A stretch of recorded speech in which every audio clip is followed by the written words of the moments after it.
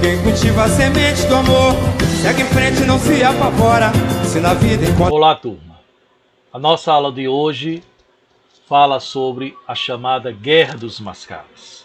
O que foi, na verdade, a Guerra dos Mascates? Eu gostaria de frisar para vocês que toda vez que vocês ouvirem esse termo mascates, deve logo vir na cabeça de vocês comércio ou comerciantes, tá certo? Esta guerra vai ocorrer aqui no Brasil no século XVIII e vai ocorrer no estado de Pernambuco. E é uma guerra entre os comerciantes da cidade do Recife e a aristocracia agrária, os senhores de engenho, tá certo? De Olinda. Então, na verdade, a Guerra dos Mascates foi uma rebelião de caráter nativista, ou seja, o que é esse termo nativista? É que nasceu aqui, aconteceu aqui, tá certo? E ocorrida no estado de Pernambuco, na época chamada de Província de Pernambuco, tá certo? Entre 1710 e 1711. É importante percebermos que a explosão da Guerra dos Mascates já ocorre a partir de 1709, mas ela tem o seu estouro, o seu reconhecimento histórico entre 1710 e 1711, tá certo? Que, como eu já falei, a Guerra dos Mascates ocorre entre a cidade de Olinda e a cidade de Recife. É importante percebermos que a cidade de Recife está caracterizada pelos mascates, ou seja, pelos comerciantes. Já Olinda, representada pelos senhores de engenho, a aristocracia rural canavieira. Tá certo? E vamos entender esse contexto histórico da Guerra dos Mascates. Tá certo? A Guerra dos Mascates, ela vai ocorrer primordialmente por causa da expulsão dos holandeses. É importante percebermos que os holandeses vão se estabelecer aqui no Brasil em 1630 e serão expulsos em 1654. Ou seja, os holandeses passaram aqui no Nordeste 24 anos. Porém, é importante também ressaltar que essa foi a segunda invasão que ocorre em Pernambuco. A primeira invasão dos holandeses vai ser em 1624 a 1625. A primeira capitania que eles vão invadir vai ser a capitania de Salvador. E em 1630 invadem a capitania de Pernambuco e daí por diante termina invadindo todas as demais capitanias do Nordeste, passando aqui 24 anos. Eu gostaria que vocês fizessem uma correçãozinha aqui, está aparecendo Guerra dos Emboabas, não é Guerra dos Emboabas. Aqui foi um errozinho, tá certo? Mas vocês corrijam aí colocando Guerra dos Mascates. Então, com a expulsão dos holandeses aqui do Nordeste, a economia canavieira começa a sofrer uma grande crise. Até porque mesmo quando os holandeses são expulsos, eles vão para as Antilhas. E o que é que ocorre? Nós não conseguimos concorrer com o açúcar dos holandeses. E é importante percebermos que antes os holandeses eram responsáveis por a comercialização, o refinamento desse açúcar e a comercialização desse açúcar na Europa. Quando eles são expulsos, a gente não consegue concorrer com açúcar holandês vindo das Antilhas na Europa. Então isso faz com que o nosso açúcar aqui do Nordeste comece a entrar em crise. Mas mesmo assim, a aristocracia rural, chamados senhores de engenho de Olinda, continuavam controlando o poder político na capital de Pernambuco, ou seja, na capitania de Pernambuco. E é importante percebermos aí que existe um título que é dado as cidades ou as vilas, que esse título vai acompanhado de uma instituição chamada de câmaras municipais. Vamos entender um pouco isso? As câmaras municipais eram compostas pelos chamados senhores de engenhos, os chamados homens bons. Bons de quê? De terras, de dinheiro, de influência política, de escravos, tá certo? Então o que é que acontece? Às vezes a coroa portuguesa criava uma câmara municipal em uma vila, e aquela vila tornava-se mais importante do que a cidade. E aí essa vila tinha respaldo, tinha poder político, e a cidade às vezes não tinha, pelo fato dela não ter uma câmara municipal. É o caso de Olinda. Olinda, ela tinha uma câmara municipal, composta pelos chamados homens bons. Quem eram esses homens bons? Os senhores de engenhos. Já Recife não tinha uma câmara municipal. E aí, com a crise estabelecida da produtividade canavieira, você vai ter um destaque na cidade de Recife, que vai ser o comércio, por isso o termo mascates, tá certo? Então você vai ter aí o fortalecimento do comércio. E termina esses comerciantes emprestando dinheiro aos senhores de engenho. E economicamente termina Recife se destacando. Era uma coisa que os senhores feudais não queriam. Desculpe, que os senhores de engenhos não queriam. Tá certo? Os senhores de engenhos não queriam que Recife se destacasse. Ou muito menos que Recife tivesse uma câmara. Porque se Recife pudesse ter uma câmara municipal, se tornava independente. E nesse momento, Recife está mais estruturado economicamente devido ao comércio desenvolvido pelos comerciantes, são chamados de mascates, do que Olinda, que tinha uma estrutura voltada inteiramente para a agricultura canavieira, que estava em crise. Tá? Então, por outro lado, Recife vai se destacar aí, diante desse cenário da crise da atividade econômica canavieira. E se destaca através da sua economia, né, dos mascates, dos comerciantes, que era assim que esses portugueses comerciantes eram chamados, tá certo? E mascates, nessa região.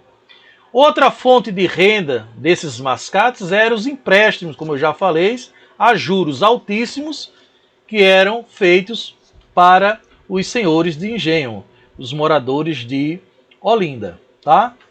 E aqui nós temos as principais causas da Guerra dos Mascates. Então, as principais causas desta guerra foram, primeiro, a disputa entre Olinda e Recife pelo controle do poder político em Pernambuco.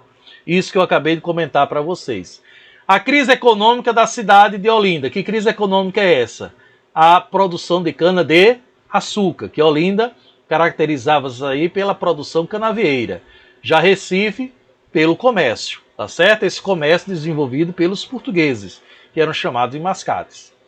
Então temos aqui o terceiro ponto, o favorecimento da coroa portuguesa aos comerciantes de Recife, pois era de interesse da coroa portuguesa arrecadar impostos. E Recife estava atendendo os interesses da coroa portuguesa, tá? Em relação aí aos impostos. Forte sentimento anti-lusitano, ou seja, a população rural de Olinda, a aristocracia rural de Olinda, não estava gostando do tratamento que a coroa portuguesa estava dando aos comerciantes, pelo fato dos comerciantes serem portugueses. Por isso o termo lusitano. Toda vez que ele se referia a lusitano, está se referindo a portugueses, tá certo? E, por fim, a conquista aí da emancipação de Recife. O que é a emancipação de Recife? Recife consegue se tornar-se independente, tá certo? E estabelece lá uma Câmara Municipal, através da Carta Régio de 1709. Como eu disse para vocês, é a partir de 1709 que a gente vai ter essa rivalidade entre Olinda e Recife, que passa a ser chamada de Guerra dos Mascates, tá?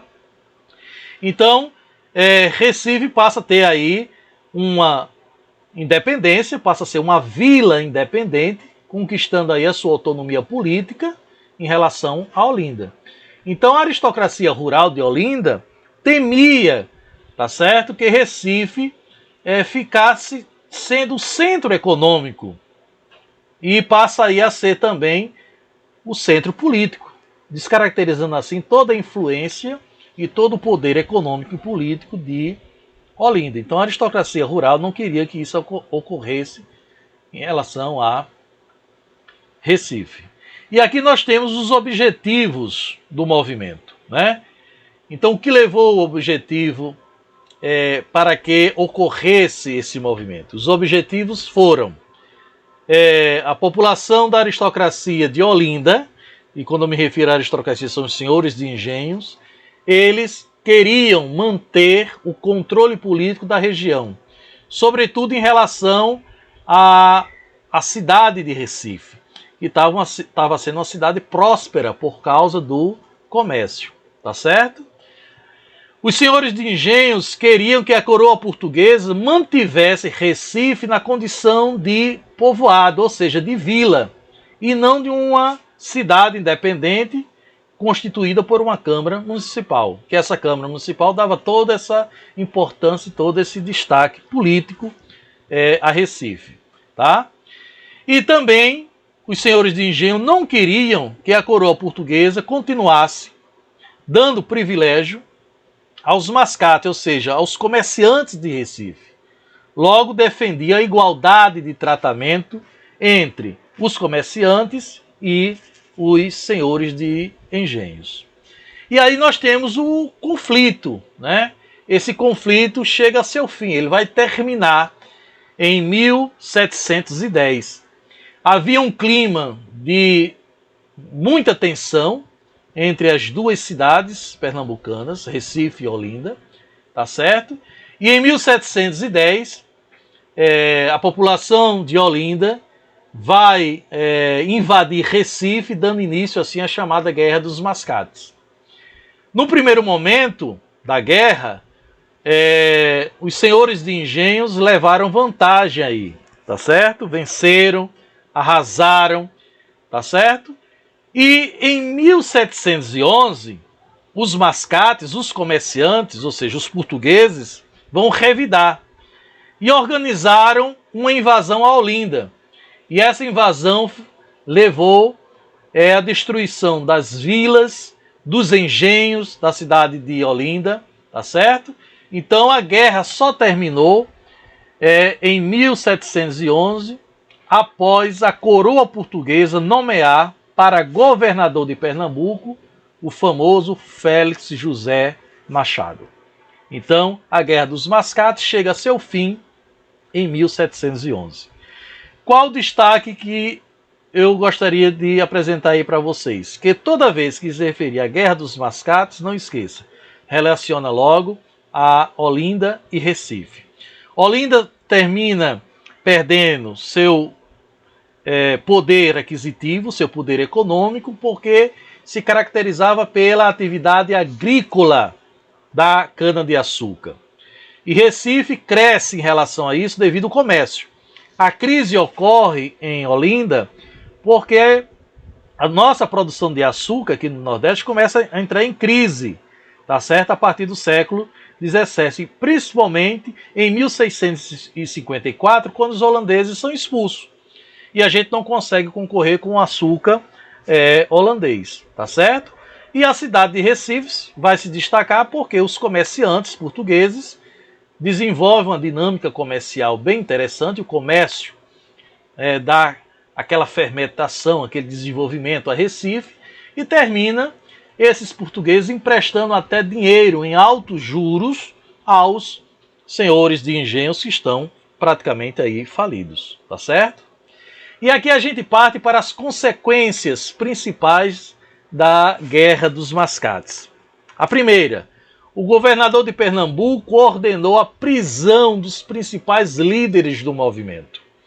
Então, todos aqueles que se rebelaram, tá certo? O governador Félix manda prender todos os líderes do movimento.